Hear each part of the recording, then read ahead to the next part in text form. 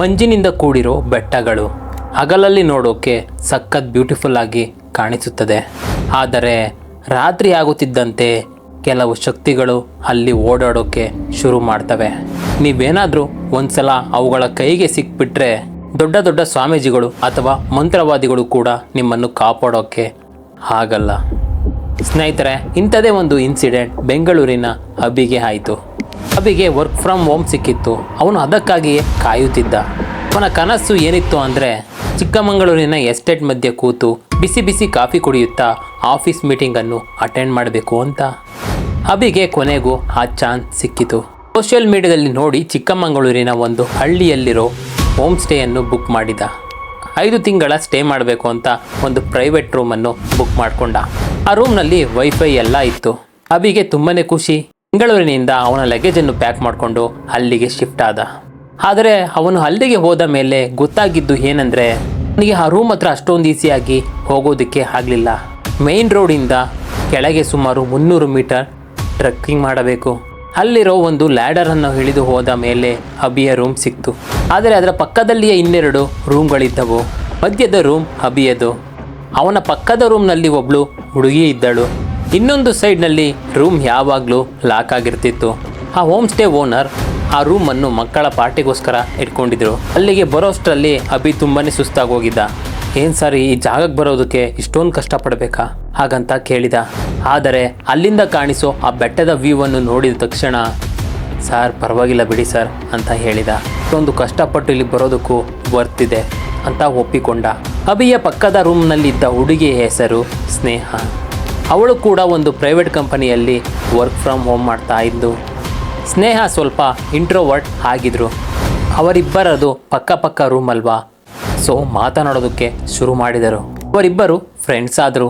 ಆ ಹಳ್ಳಿಯ ಲೇಔಟ್ ಹೇಗಿತ್ತು ಅಂದರೆ ಮೇನ್ ರೋಡ್ ಸೈಡ್ನಲ್ಲಿ ಎಲ್ಲ ಹೊಸ ಮನೆಗಳಿದ್ವು. ಆದರೆ ಸುಮಾರು 800ರಿಂದ 900 ಮೀಟರ್ ಕೆಳಗೆ ಇಳಿದರೆ ಅವರ ಹಳೆ ಮನೆಗಳಿದ್ದವು. ಅಲ್ಲಿ ಕೇವಲ 3-4 ಫ್ಯಾಮಿಲಿ ಮಾತ್ರ ಇದ್ವು. ಅಭಿ ತುಂಬ ಫ್ರೆಂಡ್ಲಿ ಆಗಿರೋದ್ರಿಂದ ಹಳ್ಳಿಯವರ ಜೊತೆ ಬೇಗ ಮಿಂಗಲಾದ. ಮಾರ್ಚ್ ತಿಂಗಳಲ್ಲಿ ಆ ಹಳ್ಳಿಯಲ್ಲಿ ಒಂದು ಹಬ್ಬನ ತುಂಬಾ ಗ್ರ್ಯಾಂಡ್ ಆಗಿ ಸೆಲೆಬ್ರೇಟ್ ಮಾಡಿದ್ರು. ಹಬ್ಬಕ್ಕೆ 2 ದಿನ ಮುಂಚೆನೇ ಎಲ್ಲರೂ ಕೆಳಗಿರುವ ಅವರ ಹಳೆ ಮನೆ ಹತ್ರ ಹೋಗಿದ್ರು. ಅವರ ಹಳೆ ಮನೆಗಳ ಹತ್ತಿರ ಹೋಗಿ ಅಲ್ಲಿರೋ ದೇವಸ್ಥಾನದಲ್ಲಿ ಕುಲದೇವರಿಗೆ ಪೂಜೆ ಮಾಡೋ ಸಂಪ್ರದಾಯ ಇತ್ತು. ಹಳ್ಳಿಯವರು ಏನು ಮಾಡಿದ್ರು ಅಂದರೆ ಅಭಿ ಮತ್ತು ಸ್ನೇಹನೂ ಕೂಡ ಆ ಪೂಜೆಗೆ ಕರ್ಕೊಂಡೋದ್ರು. ಅಲ್ಲಿಗೆ ಹೋದಾಗ ಅಭಿಗೆ ಆ ಜಾಗ ತುಂಬಾ ಇಷ್ಟ ಆಯಿತು. ದೇವಸ್ಥಾನದ ಹಿಂದೆ ಒಂದು ದೊಡ್ಡದಾದ ಮರ ಕೂಡ ಇತ್ತು. ಅಲ್ಲಿಂದ ಸ್ವಲ್ಪ ದೂರದಲ್ಲಿ ಒಂದು ಗದ್ದೆ ರೀತಿಯ ಜಾಗ ಇತ್ತು. ಆದರೆ ಅದರ ಪಕ್ಕದಲ್ಲಿಯೇ ಒಂದು ಕೆರೆ ಕೂಡ ಇತ್ತು. ಕೆರೆಯ ಮಧ್ಯದಲ್ಲಿ ಒಂದು ಸಣ್ಣದಾದ ಗುಡ್ಡದ ರೀತಿ ಇತ್ತು. ಆ ಜಾಗದಲ್ಲಿ ಅಭಿ ಒಂದು ವಿಷಯವನ್ನು ನೋಟಿಸ್ ಮಾಡಿದ. ಹಳ್ಳಿಯ ಮಕ್ಕಳೆಲ್ಲ ಆ ಕೆರೆಯ ಮಧ್ಯೆ ಇರೋ ಗುಡ್ಡದ ಮೇಲೆ ಕೂತು ಆ ಪೂಜೆಯನ್ನು ನೋಡ್ತಾ ಇದ್ರು. ಅಭಿಗೆ ಆ ಜಾಗ ನೋಡಿದ ತಕ್ಷಣ ಅಲ್ಲೇ ಹೋಗಿ ಒಂದು ಕ್ಯಾಂಪ್ ಹಾಕಬೇಕು ಅಂತ ಅವನಿಗೆ ಒಂದು ಐಡಿಯಾ ಬಂತು. ಪೂಜೆಯನ್ನು ಮುಗಿಸಿ ಎಲ್ಲರೂ ವಾಪಸ್ ಬಂದರು. ಆಗ ಅಭಿ ಸ್ನೇಹ ಹತ್ರ ಹೋಗ್ಬಿಟ್ಟು ಬಾ ನಾವು ಆ ಕೆರೆ ಹತ್ತಿರ ಹೋಗಿ ಕ್ಯಾಂಪ್ ಮಾಡೋಣ ಅಂತ ಹೇಳಿ ಕೇಳಿದ. ಸ್ನೇಹಗೆ ಸ್ವಲ್ಪ ಭಯ ಇತ್ತು. ಆದರೆ ಅಭಿ ಹಳ್ಳಿಯವರನ್ನೆಲ್ಲ ಒಪ್ಪಿಸಿದ. ಆ ಓನರ್ ಹೇಳಿದ್ರು ಕ್ಯಾಂಪಿಂಗ್ ಮಾಡಿ, ಆದರೆ ಹುಷಾರು, ಅಲ್ಲಿ ಕಾಡು ಇರೋದ್ರಿಂದ ಚಿರತೆ ಬರೋ ಚಾನ್ಸಸ್ ಇರುತ್ತೆ ನೋಡಿ, ಹಾಗೆ ಹೊರಗಡೆ ಬೆಂಕಿ ಹಾಕೋದನ್ನು ಮರಿಬೇಡಿ ಅಂತ ಹೇಳಿದ. ಆಮೇಲೆ ಇವರಿಬ್ಬರು ಆನ್ಲೈನಲ್ಲಿ 2 ಟೆಂಟನ್ನು ಆರ್ಡ್ರ್ ಮಾಡಿದರು. ಆ ಆರ್ಡ್ರ್ ಬಂದ ಮೇಲೆ ಒಂದು ದಿನ ಕ್ಯಾಂಪಿಂಗ್ಗೆ ಅಂತೇಳಿ ಆ ಜಾಗಕ್ಕೆ ಹೋದರು. ಅಲ್ಲಿ ಫೈರ್ ಕ್ಯಾಂಪ್ ಹಾಕ್ಕೊಂಡು ತುಂಬಾ ಎಂಜಾಯ್ ಮಾಡಿದ್ರು. ಬೆಳಗ್ಗೆ 6 ಗಂಟೆಗೆ ವಾಪಸ್ ಬಂದರು.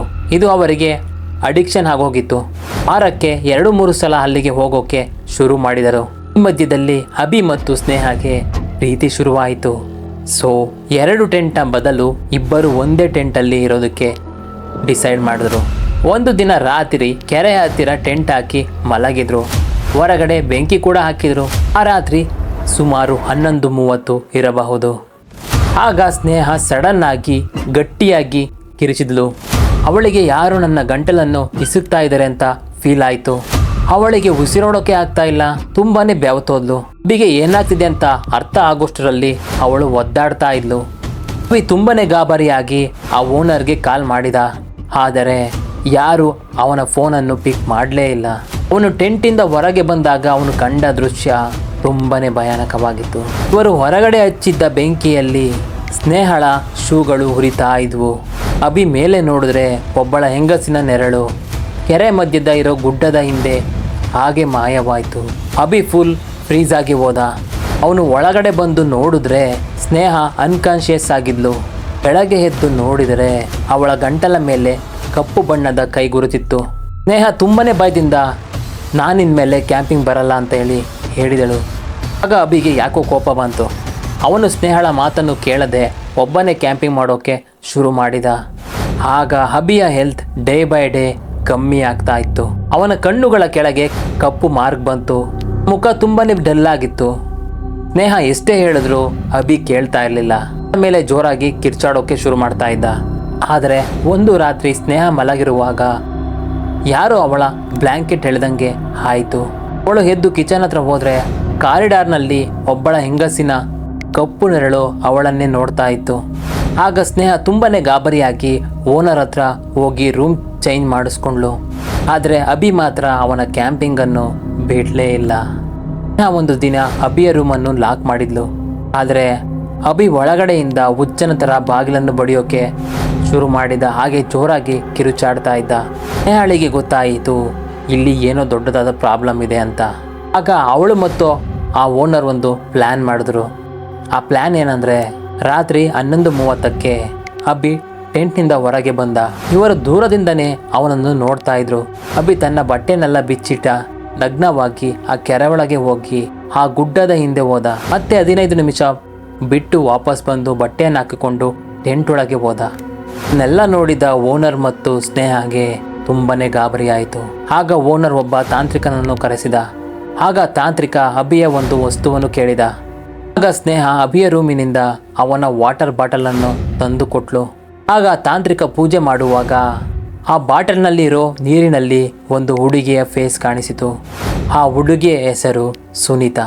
ತಾಂತ್ರಿಕ ತನ್ನ ಸಿದ್ಧಿಯಿಂದ ಆ ಸುನೀತಳ ಜೊತೆ ಮಾತನಾಡಿದ. ಬೆಳಗ್ಗೆ ಅಭಿ ರೂಮ್ಗೆ ಹೋಗಿ ಯಾರಿ ಸುನೀತಾ ಅಂತ ಕೇಳಿದ. ಅಭಿ ಫುಲ್ ಶಾಕ್ ಆಗೋದ. ಆಗ ಅಭಿ ನಿಜ ಹೇಳಿದ. ಸುನೀತಾ ಅವನ ಎಕ್ಸ್ ವೈಫ್. 1 ವರ್ಷದ ಹಿಂದೆ ಕಾರ್ ಆಕ್ಸಿಡೆಂಟಲ್ಲಿ ಸತ್ತು ಹೋಗಿದ್ಲು. ಆ ನೋವಿನಿಂದ ಹೊರಬರಲು ಅಭಿ ಚಿಕ್ಕಮಗಳೂರಿಗೆ ಬಂದಿದ್ದ. ಆದರೆ ಅಭಿಯ ವಾಲೆಟ್ನಲ್ಲಿ ಸುನೀತಾಳ ಒಂದು ಫೋಟೋ ಇತ್ತು. ಆಗ ತಾಂತ್ರಿಕ ಹೇಳಿದ ಆ ಫೋಟೋ ಇರೋದ್ರಿಂದಲೇ ಅವಳ ಆತ್ಮ ನಿನ್ನನ್ನು ಬಿಡ್ತಾ ಇಲ್ಲ ಅಂತ. ನಂತರ ಆ ತಾಂತ್ರಿಕ ಆ ಫೋಟೋವನ್ನೆಲ್ಲ ಸುಟ್ಟು ಪೂಜೆ ಮಾಡಿದ. ಪೂಜೆ ಎಲ್ಲ ಆದ ಮೇಲೆ ಅಭಿ ನಾರ್ಮಲ್ ಆದ. ಆದರೆ ಅಭಿ ಇಷ್ಟೊಂದು ದೊಡ್ಡದಾದ ವಿಷಯ ಮುಚ್ಚಿಟ್ಟಿದ್ದ ಅಂತ ಸ್ನೇಹ ಅವನನ್ನು ಕ್ಷಮಿಸಲಿಲ್ಲ. ಸ್ನೇಹ ಅಲ್ಲೇ ಹೋಮ್ ಸ್ಟೇಯಲ್ಲಿ ಉಳ್ಕೊಂಡಿದ್ಲು. ಅಭಿ ತನ್ನ ಲಗೇಜನ್ನು ಪ್ಯಾಕ್ ಮಾಡಿಕೊಂಡು ಬೆಂಗಳೂರಿಗೆ ವಾಪಸ್ ಬಂದ. ಸ್ನೇಹಿತರೆ, ನಿಮ್ಗೇನಾದರೂ ಈ ಸ್ಟೋರಿ ಇಷ್ಟವಾಗಿದ್ದರೆ ದಯವಿಟ್ಟು ಲೈಕ್ ಮಾಡಿ, ಹಾಗೆ ನಿಮ್ಮ ಫ್ಯಾಮಿಲಿ ಫ್ರೆಂಡ್ಸ್ಗೆ ಶೇರ್ ಮಾಡಿ. ಈ ವಿಡಿಯೋವನ್ನು ಕೊನೆವರೆಗೂ ನೋಡಿದ್ದಕ್ಕೆ ನಿಮ್ಮೆಲ್ಲರಿಗೂ ತುಂಬಾ ಧನ್ಯವಾದಗಳು. ಮತ್ತೊಂದು ವಿಡಿಯೋ ಜೊತೆ ಸಿಗ್ತೀನಿ. ಅಲ್ಲಿವರೆಗೂ ಹುಷಾರಾಗಿರಿ.